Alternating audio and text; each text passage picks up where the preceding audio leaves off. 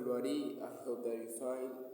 Доброе утро, дорогие друзья. Сегодня я вам расскажу, как я изучал русский язык. Buongiorno a tutti, spero che stai bene. Oggi vado a parlare di metodi che ho utilizzato per parlare le lingue. Comme je le disais, bonjour chers abonnés, j'espère que vous allez bien. Aujourd'hui, je compte expliquer un peu comment est-ce que j'ai fait pour parler les quelques 2 ou 3 langues que je connais. Et les gens généralement disent que c'est compliqué parce que soit ils n'ont pas eu une bonne formation à la base, soit ils n'arrivent pas à faire. En fait, il y a des techniques. Moi, par exemple, j'ai commencé à apprendre la langue russe sans utiliser la grammaire. J'ai commencé par apprendre les expressions et à traduire.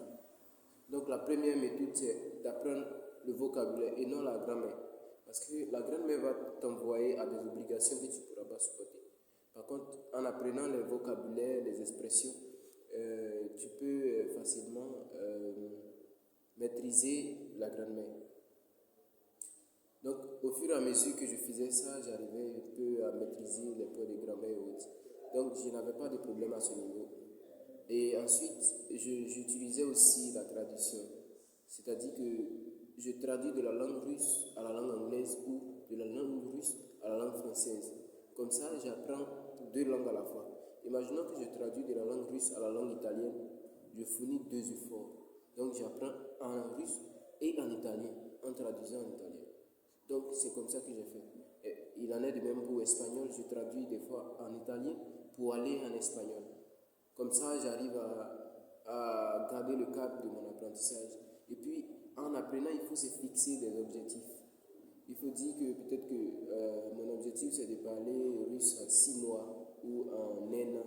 Donc, vous allez mettre tous les moyens nécessaires pour apprendre la langue russe. Excusez-moi, je suis un peu malade. Et puis, vous faites ensuite la lecture. Vous lisez dans la langue que vous voulez apprendre. C'est peut-être bizarre, comme la langue russe, vous n'avez jamais connu l'alphabet et vous voulez lire, c'est pas facile. Mais avec la langue russe, vous devez forcément apprendre l'alphabet et puis essayer de lire. Maintenant, pour ceux qui veulent apprendre par exemple chinois, moi je vous propose de suivre le tutoriel sur YouTube qui explique un peu mieux comment est-ce qu'on prononce les caractères parce que c'est un peu compliqué. Donc, la lecture va encore aider. As we used to say, reading is a complex activity. You can read, in reading you acquire knowledge, vocabulary, and fluency. So if you want to be fluent, you got read and read and read. Voilà. Donc si tu veux être bon dans la langue que tu veux apprendre, c'est la lecture. Parce que la lecture est une activité complexe. À la fois, tu acquiers le vocabulaire, tu augmentes ton niveau de langue, etc. etc. Et puis, la dernière technique que j'ai l'habitude de... Non, pas la dernière, mais la dernière que je vais donner ici, c'est l'écoute. Il faut être à l'écoute. Généralement, en Côte d'Ivoire, ici, par exemple, nous avons la chaîne BBC, la radio BBC. Donc, généralement, les nuits, c'est en anglais.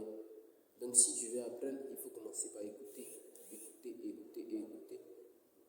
Et beaucoup de choses vont se passer. Au fur et à mesure que tu écoutes, ton vocabulaire augmente et tu ne seras pas déçu en tout cas.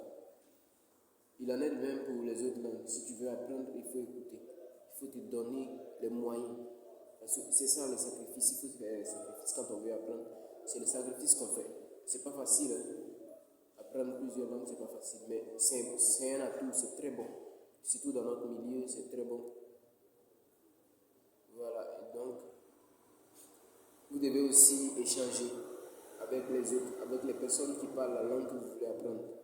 Imaginez, quand je voulais apprendre russe, il n'y avait pas de russe en Côte d'Ivoire. C'est vrai, en licence 1, on avait initié le cours de russe au département d'anglais, mais je n'ai pas participé à ce cours parce que je n'avais pas l'information. D'ici, je vais me rendre compte que j'étais à fini de composer. Donc, il fallait me trouver des personnes avec lesquelles je pouvais échanger et en dehors de l'université. Donc, suis allé sur WhatsApp, j'ai demandé à un ami et il m'a intégré dans un groupe de russe anglais. Ensuite de cela, j'ai cherché encore un autre groupe où on parlait les 3 langues, c'est-à-dire russe, anglais, espagnol. Ensuite, j'ai cherché un autre encore où on parle les 5 langues. Donc c'est comme ça que j'ai fait. Au fur et à mesure, j'ai pu avoir des connaissances et puis bon, j'ai commencé à avancer. Voilà comment j'ai fait. Et si la vidéo vous a plu, j'espère que vous allez liker et partager également pour faire du bien aux personnes qui veulent apprendre les langues. Merci. Thank you very much for watching my video. I'm very happy to have you today. So we keep in touch and then we talk later. Ciao amici miei, sono contento di avervi qui perché parlare idioma è più complicato, ma ho fatto. Oggi parlo 5 lingue e sto imparando il cinese, quindi vi incoraggio a imparare lingue perché è molto profitabile.